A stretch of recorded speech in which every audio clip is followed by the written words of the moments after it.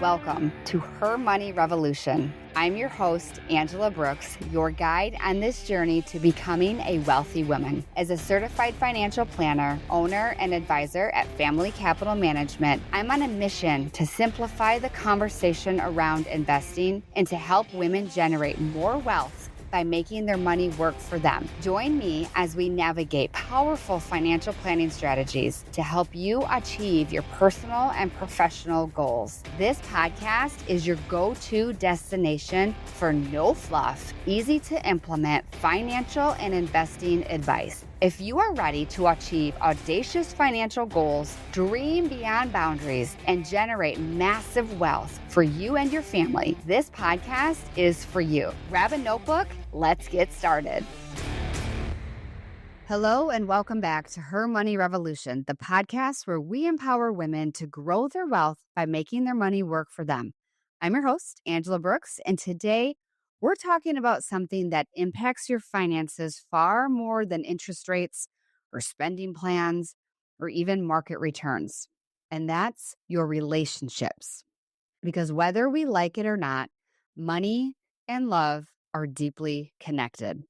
They show up in how we communicate, how we make decisions, how we handle stress, how safe or unsafe we feel having financial conversations.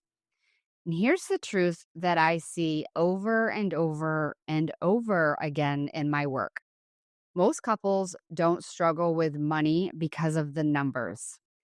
They struggle because money exposes values, fears, expectations, and past experiences. So why is money so emotional? Great question. Glad you asked. It often represents security, freedom, control, success, sometimes old wounds we didn't even realize were still there. If you and your partner grew up with very different money stories, it makes sense that you'd approach money differently. Even if you grew up in the same home, you could still approach money very differently. One of you might be a saver. In my marriage, that's me. One of you might be a spender. In my marriage, that's my husband. One of you may love the spreadsheets and the structure. And thankfully for me and my marriage, that's both my husband and I. We enjoy the structure and the spreadsheets.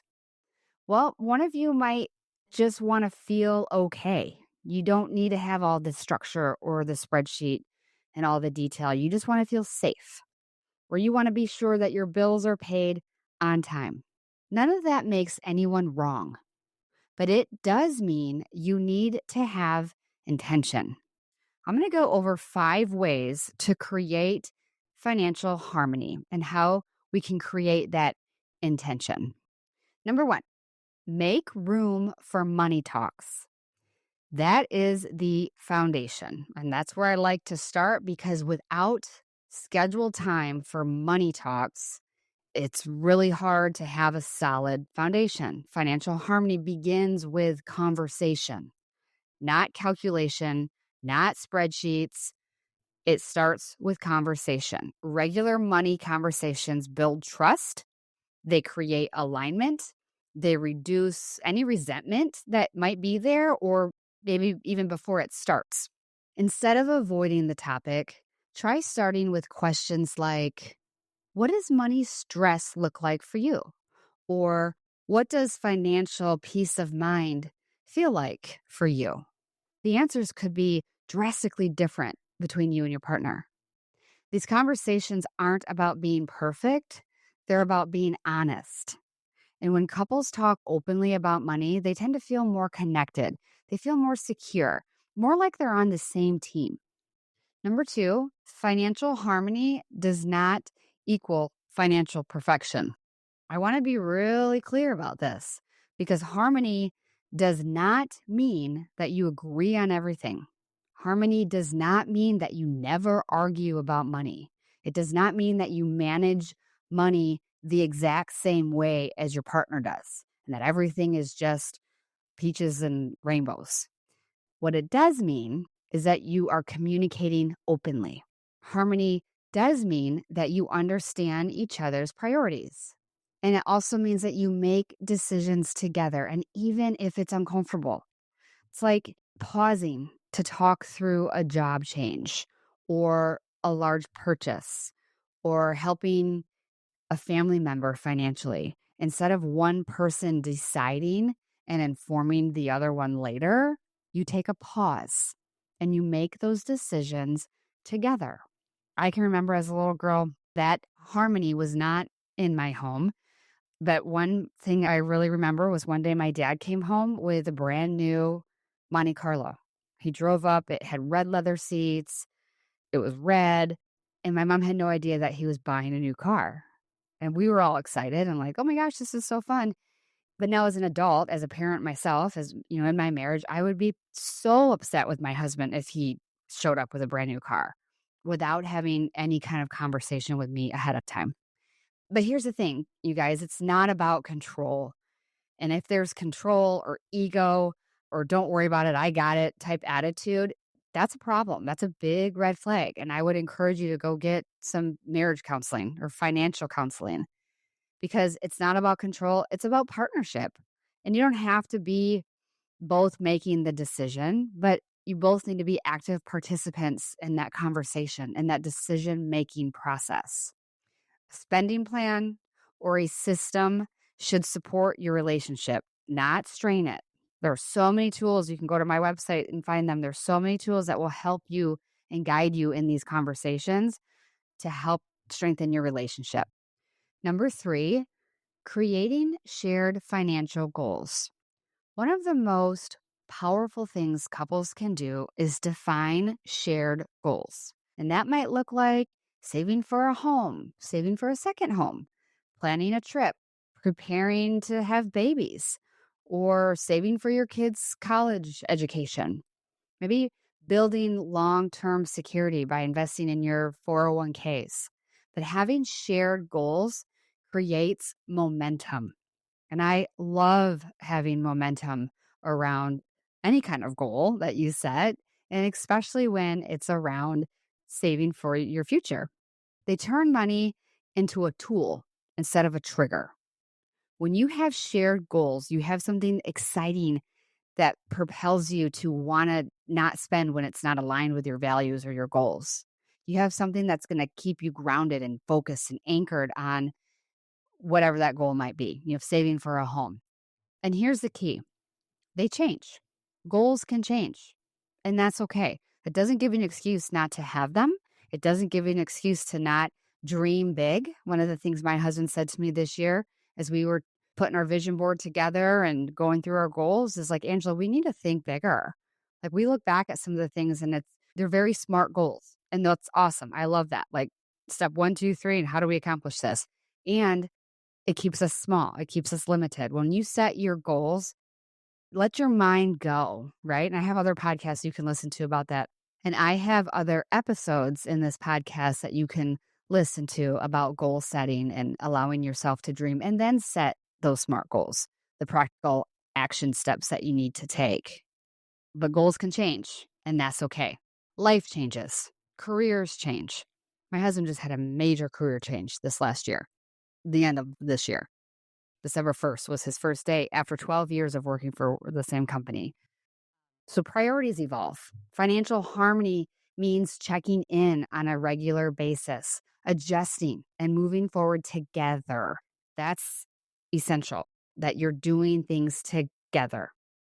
Number 4, deciding roles without keeping score. Another way to reduce the tension and to create harmony is being clear about roles. Not because one person controls the money, but because clarity reduces conflict. Maybe one partner handles the bills and the day-to-day cash flow, and the other focuses on long-term planning and investing. But here's what's really important about the roles and having clarity. It does not give you an excuse, either partner, whether you are doing the day-to-day or the long-term investing, having these roles do not excuse either of you from being an active participant in financial decisions. Even if you're not the one paying the bills, even if you're not the one managing the investments, it's still critical that you understand what's happening, that you know the decisions that are being made, that you're asking the questions, and that you stay engaged along the way. That's, again, why regular check ins really matter. My husband and I call ours our monthly love date. It's intentional time to talk about money, to talk about goals, upcoming trips. We love it. I absolutely love these conversations. And they change, right? The goals change often. We look back at some stuff like, ooh, man, remember when we thought we wanted that? My goodness, I'm glad that we didn't move forward there. And that's okay. But we have these conversations without judgment and without distractions. So roles create structure, but conversation creates connection. Different strengths can actually be a gift when you acknowledge them instead of fighting them. This isn't about power, it's about partnership. Number 5, planning for the unexpected. One of the things that I say often in my career is we plan for the unexpected. We expect the unexpected. But it's so true because every year, even when I do our budgeting forecasts with my business partner, and we're like, yeah, but he says like, we're not going to have that expense again. That's not going to happen again. But every year it's like, well, yeah, that wasn't it, but there was something else. So it's like plan for the unexpected. The same thing with your personal finances. No matter how aligned you and your spouse are, or you and your partner, life will throw curveballs. There's medical expenses, car repairs, job changes, any unexpected stress, or helping family members. So many things could impact what your alignment felt like it was. And that's why having some form of emergency buffer is really important, not just financially, but emotionally. And I'd say more importantly for your managing your emotions and that foundation in your marriage than financially. Because sure, you can get a credit card and put it on there and pay it off. But what does that do to your emotions and to your connection with your spouse? Having a structure, having a plan around the unexpected, it helps create a breathing room. It reduces that panic. It allows us to respond instead of react. Preparedness is one of the quietest forms of love. And it also is one of the most powerful. And for my single listeners, this episode is for you too. I hope you didn't tune out. If you did, go back, listen to it again, because the relationship that you build with money now, right now, as a single person, becomes the foundation for any future partnership. So if you can take time today to learn how you handle stress, how you make money decisions, how you set boundaries, how you define success, that work matters, whether you're in a marriage or have a partner or not. So I want to wrap it up by giving you one intentional action to do this week. So I want you to have one intentional money conversation with your partner, spouse, or with yourself in a journal. Not about numbers, not about budgets or spending plans, but about values. Last year, I became a behavioral financial advisor, which means that I spent a lot of time studying why we make the financial decisions we do, not just what the numbers say. With my clients, I walk them through a guided values conversation. It's a short, intentional series of questions designed to connect what matters most to how their money actually moves. We create a simple framework. We start with your values, then define your goals, and finally look at the behaviors that support them. So your financial decisions aren't just technically sound, they're aligned with the life that you're trying to build. They're aligned with the values that you say you have. But if your behaviors don't align with your values, then there's misalignment. Money decisions are rarely logical. We don't make the stock market, people think, it's rational, that we're rational beings, and we're not. Most of the time, our money decisions are emotional. Our money decisions are often shaped by experiences, beliefs, and habits that we've carried for years. So this week, instead of asking, what should we do with our money? Try asking yourself, what does financial security mean to me? What do I want money to support in this season in my life? That awareness is where real financial harmony begins. That's all I have for today on Her Money Revolution. I am so grateful for you, my listeners, my clients, this incredible community that we're building together. Thank you for being a part of Her Money Revolution. Until next time, keep building, keep believing, keep pushing forward, and keep blessing others.